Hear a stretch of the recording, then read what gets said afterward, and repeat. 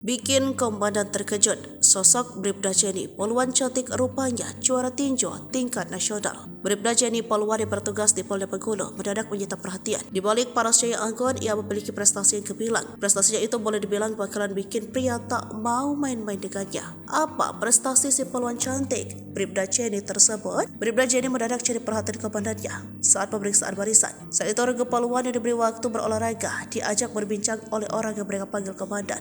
Rupanya 9 poluan tersebut memiliki beragam prestasi mulai dari olahraga sampai pidato.